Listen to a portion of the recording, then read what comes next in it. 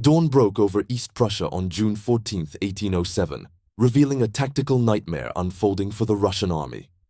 60,000 Russian soldiers under General Levin August von Bennigsen had crossed the Alle River overnight and were deploying near the town of Friedland. Behind them, the river curved in a horseshoe, leaving only 3 narrow bridges for retreat.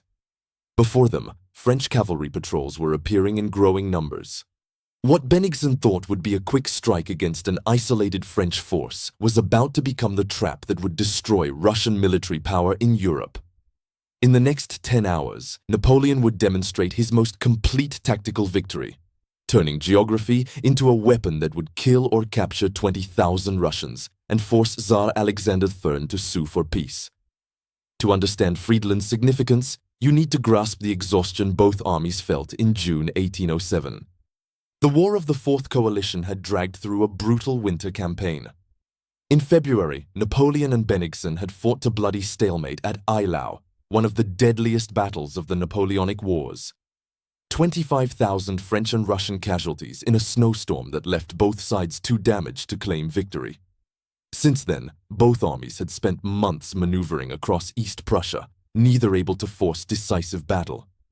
Soldiers were exhausted, supplies were running low, and both emperors desperately needed a conclusive result.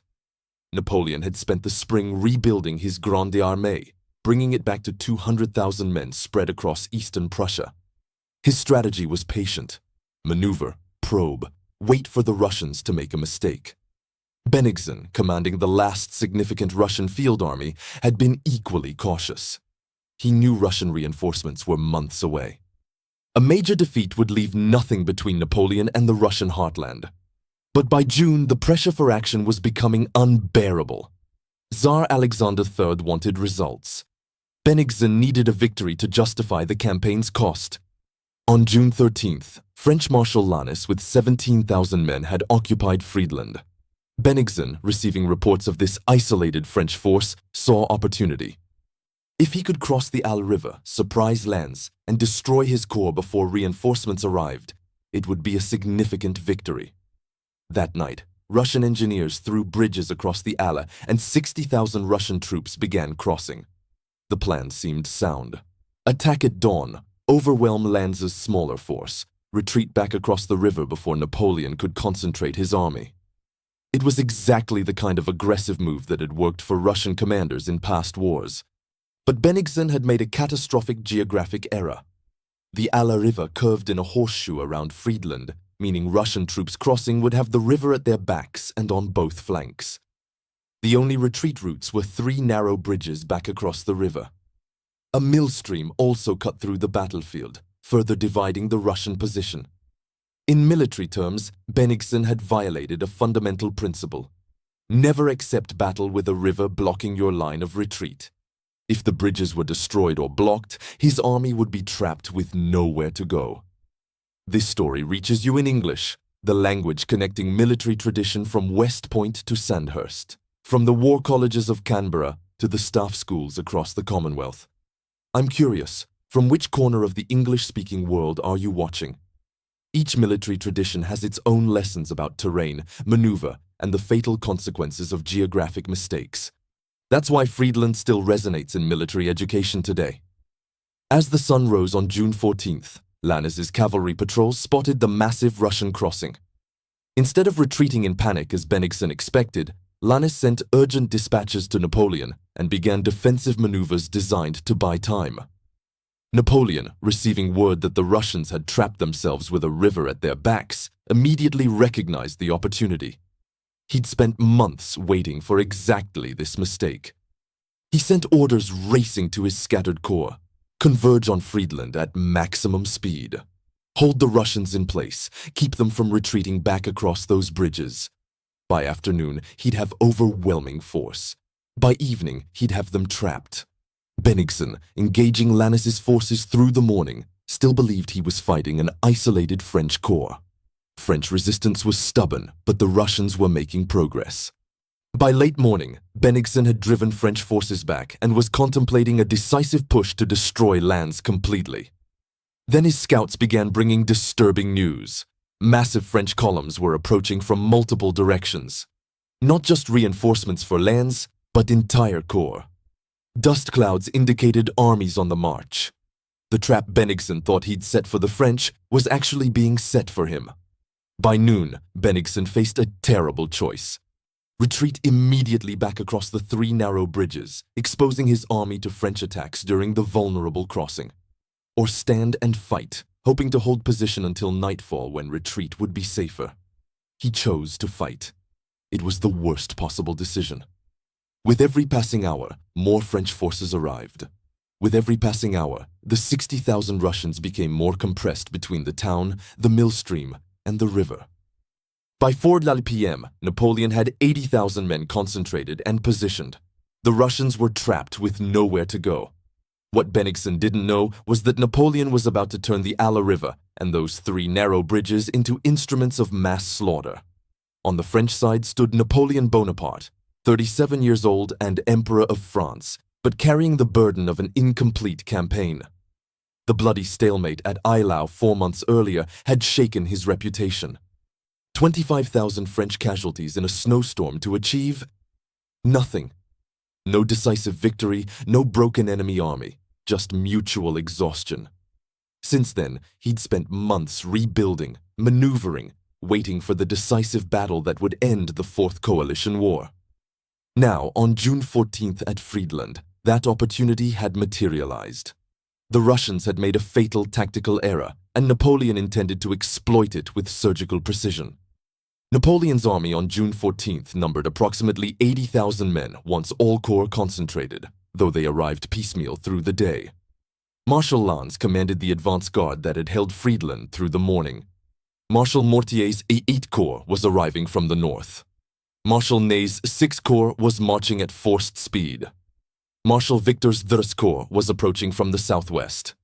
The Imperial Guard, Napoleon's elite reserve, followed behind the Emperor himself. These were veterans of a dozen campaigns, men who trusted Napoleon absolutely because he'd delivered victory after victory. They were exhausted from months of winter campaigning, but they were professionals who knew their business. The French tactical advantage was significant. Napoleon's artillery was superior in both quality and doctrine. His gunners could reposition rapidly, concentrate fire on decisive points, and coordinate with infantry and cavalry in combined arms attacks. French infantry fought in flexible formations, could maneuver quickly, and showed initiative at lower command levels. French cavalry, especially the light cavalry used for reconnaissance and screening, was excellent. Most importantly, Napoleon himself was a tactical genius who could read terrain, anticipate enemy movements, and orchestrate complex battlefield maneuvers with precision. Facing Napoleon was General Levin August von Bennigsen, 63 years old. German-born but serving in Russian military for 40 years. Bennigsen was experienced, cautious, and had proven capable in previous engagements. He'd fought Napoleon to a draw at Eylau, demonstrating that Russian armies could stand against the Grande Armée. But Bennigsen was also rigid in his tactical thinking, slow to adapt, and prone to underestimating opponents. His decision to cross the Alle River and accept battle with his back to water demonstrated either extraordinary confidence or catastrophic misjudgment. By noon on June 14th, it was clearly the latter. Bennigsen's 60,000 Russians were tough, stubborn soldiers. Russian infantry had a well-deserved reputation for standing firm under fire, obeying orders even in desperate circumstances, and fighting to the last. Russian artillery was numerous and well-served, their gunners skilled and brave. Russian cavalry, especially the Cossacks, were excellent for screening and raiding. But Russian tactical doctrine was rigid, relying on linear formations and straightforward attacks that offered little flexibility. Russian commanders at battalion and regimental level waited for orders from above rather than showing initiative. Against an enemy like Napoleon, who specialized in rapid maneuver and concentrated attacks, these rigidities were potentially fatal. If this story of Napoleon's most complete tactical victory, of how perfect exploitation of terrain advantage can destroy an army, is gripping you, subscribe to Unfinished Battles and hit that like button right now. Because what happens in the next 10 hours at Friedland is a masterclass in battlefield execution. This isn't just history, it's Napoleon demonstrating every principle of warfare working together in perfect coordination. The terrain at Friedland was the decisive factor. The town itself sat on the west bank of the Alle River, which curved in a horseshoe around the battlefield. Russians had crossed overnight and now held positions with the river at their backs. 3 narrow bridges provided the only retreat routes. A mill stream called the Mühlenfließ cut through the Russian position from west to east, creating a natural division that would make coordination difficult. The Sortlack woods on the Russian left flank offered cover, but also restricted maneuver. Russians were compressed into a space roughly 2 miles wide, with 60,000 men, their artillery, and supply trains all crowded together. Napoleon, arriving on the field around noon after riding hard from his headquarters, immediately grasped the tactical situation. Bennigsen had committed an unforgivable error, accepting battle with a river-blocking retreat. Napoleon had studied enough military history to know what happened to armies trapped against rivers. From Cannae to Agincourt, geography could become a weapon more deadly than any sword or cannon. All Napoleon needed was time to concentrate his forces, then he'd attack with overwhelming strength at the moment of his choosing. The strategic context made Friedland even more crucial. This was the last major Russian field army in Europe. If Napoleon could destroy it decisively, Russia would have no choice but to negotiate peace. The Fourth Coalition, which had brought together Russia, Prussia, Britain, Saxony, and Sweden against France, was already shattered. Prussia had been crushed at Jena-Auerstedt in 1806. Only Russia remained as a serious continental opponent. A decisive victory here would give Napoleon dominance over all of continental Europe. As afternoon approached on June 14th, both commanders prepared for the climax. Bennigsen, realizing his dangerous position, ordered defensive preparations and hoped to hold until nightfall when retreat would be safer. Napoleon, watching French corps arrive and deploy, planned his attack with characteristic precision. The Russians were trapped. Now he just needed to close the trap and destroy them. The battle began at 5:08 a.m. when French cavalry patrols encountered Russian forces still crossing the Alle River bridges. These weren't significant engagements, just cavalry skirmishes and artillery exchanges, but they established a crucial dynamic. The French were aware of Russian movements and were already positioning to contest them. Marshal Lannes, commanding roughly 17,000 French troops in Friedland, immediately understood his mission. He couldn't defeat 60,000 Russians, but he could delay them, harass them, and most importantly, keep them from retreating back across those bridges until Napoleon arrived with overwhelming force. Through the morning hours from 6 to 11 a.m., French forces arrived piecemeal onto the battlefield. This was Napoleon's corps system working exactly as designed. Independent formations marching separately but able to concentrate rapidly for battle. Each arriving corps took positions extending the French line, gradually outnumbering and outflanking the compressed Russian position. Mortier's E8 Corps arrived from the north, threatening the Russian left. Victor's Vest Corps approached from the southwest, menacing the Russian right. With each arriving formation, the tactical situation worsened for Bennigsen. Bennigsen faced an increasingly desperate dilemma. Retreat meant exposing his army during the vulnerable crossing of 3 narrow bridges. French artillery and cavalry would savage Russian forces packed on those spans and the approaches. Thousands would die or drown trying to escape. But staying meant fighting with 60,000 men compressed into a killing ground, with the river blocking any maneuver or retreat if the battle went badly. A competent general would have retreated immediately at dawn, accepting the casualties during crossing as preferable to potential annihilation. Bennigsen chose to fight. Around 11 a.m., Napoleon himself arrived on the battlefield after riding hard from his headquarters 20 miles away. He spent an hour surveying the Russian position through his telescope, and what he saw made him smile. The Russians were trapped in a horseshoe formed by the river, compressed between Friedland and the Sortlack woods, divided by the mill stream, with only 3 narrow bridges for escape. It was the tactical opportunity he'd spent months waiting for. He immediately sent orders. All corps were to attack aggressively enough to hold Russians in place, but the decisive assault would wait until late afternoon when he'd have maximum force concentrated. The early afternoon fighting from noon to 4 p.m. was characterized by French probing attacks designed to pin Russian forces in position. Lannes engaged the Russian center around Friedland itself, Fierce fighting for streets and buildings that kept Russian attention focused. Mortier pressured the Russian left near the Sortlack woods, preventing any Russian attempt to extend their line or find better positions. These weren't decisive attacks meant to break Russian lines. They were holding actions ensuring Bennigsen couldn't retreat and couldn't improve his worsening tactical situation. The Russian position deteriorated with every passing hour. More French artillery arrived and began systematic bombardment of the compressed Russian masses. Packed tightly between river, town, and woods, Russian formations offered perfect targets. French guns didn't need precise aim, just fire into the packed enemy, and every shot hit something. Russian artillery returned fire gamely, but French guns could reposition to flanking angles while Russian guns, trapped in their compressed position, had limited mobility. The artillery duel was slowly but steadily going France's way.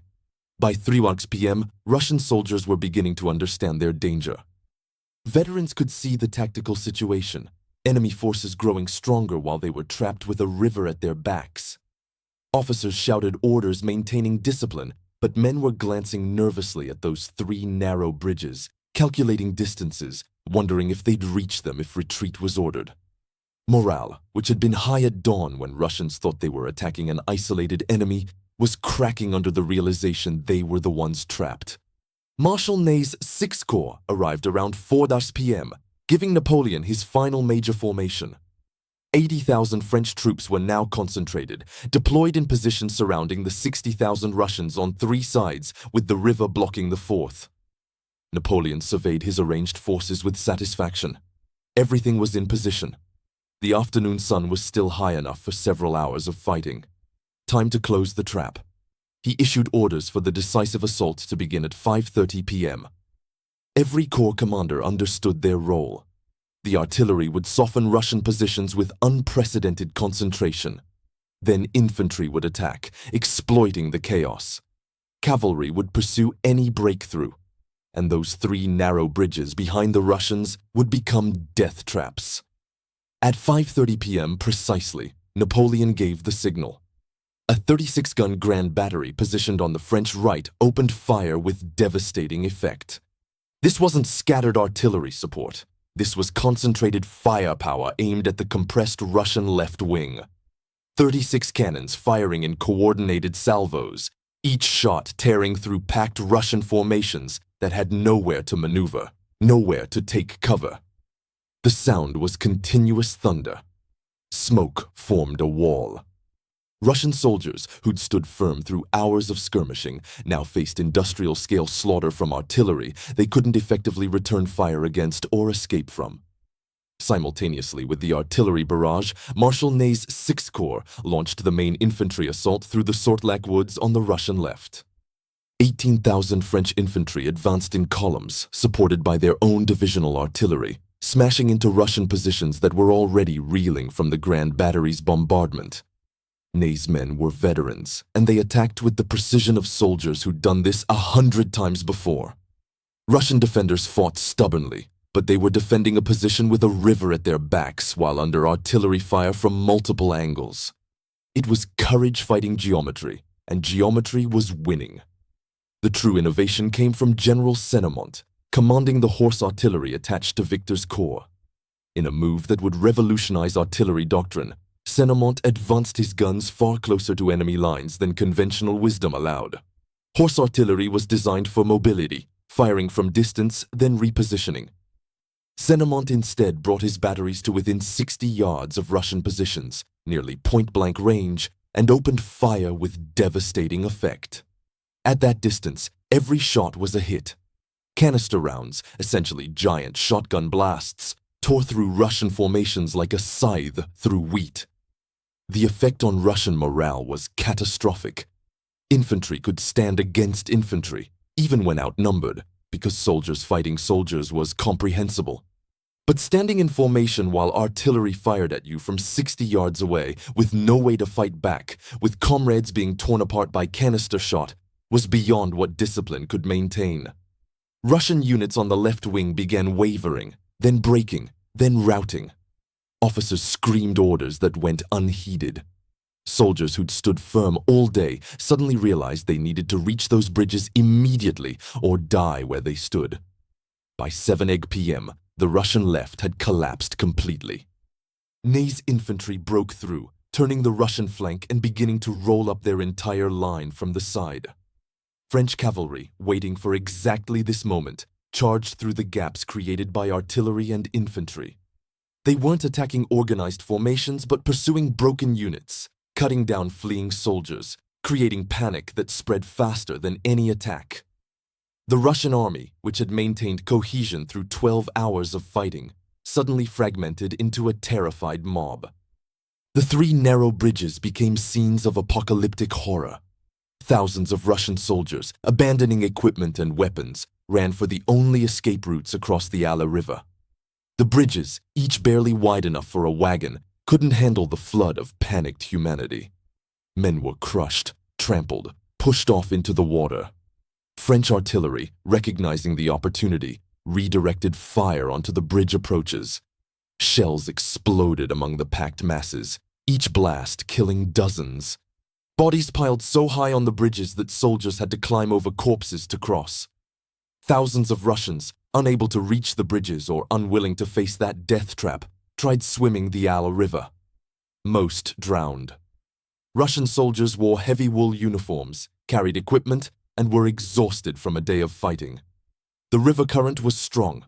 Men went under and didn't resurface. Others made it halfway across before exhaustion claimed them.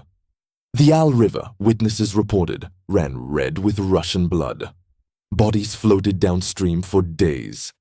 General Bennigsen, recognizing total disaster, abandoned his army and fled with his personal staff and cavalry escort. He'd reach Russian lines eventually, but he left behind 20,000 dead, wounded, or captured soldiers. Entire regiments ceased to exist. Artillery batteries were captured intact. Regimental colors, the sacred standards. Russian soldiers were trained to defend to the death, fell into French hands by the dozens. By 9 p.m., as twilight faded to darkness, the Battle of Friedland was over. The Russian army as an organized fighting force no longer existed. French casualties were approximately 8,000 killed and wounded, significant but manageable. Russian casualties exceeded 20,000, roughly 10,000 dead including those who drowned, 10,000 captured, with thousands more wounded and scattered across East Prussia. The casualty ratio of nearly 3-to-1 reflected the asymmetry of the battle. Napoleon had trapped an enemy army against a river and systematically destroyed it. The immediate aftermath of Friedland was Russia's complete military collapse in Europe. Bennigsen's army, the last significant Russian field force, had been annihilated. 20,000 casualties in 10 hours, with thousands more scattered and demoralized across East Prussia. Tsar Alexander III, receiving news of the catastrophe, faced brutal reality.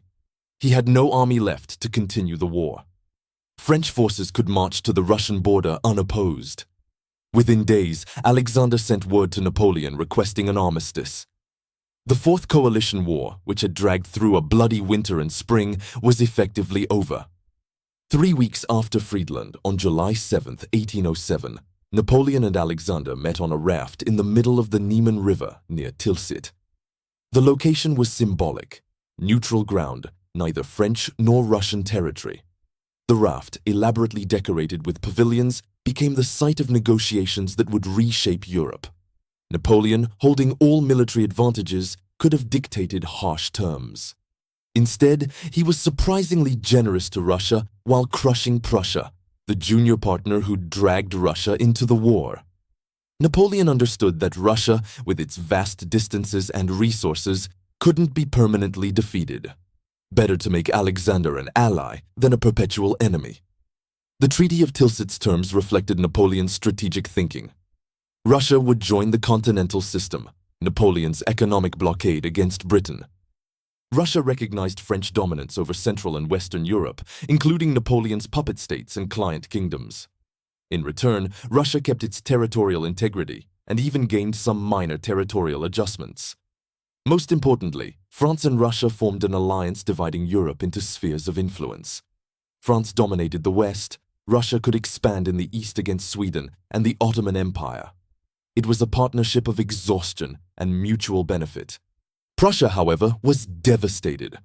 The Treaty of Tilsit reduced Prussia to half its former size, stripped away Western territories to create French satellite states, imposed crushing financial indemnities, and limited the Prussian army to 42,000 men.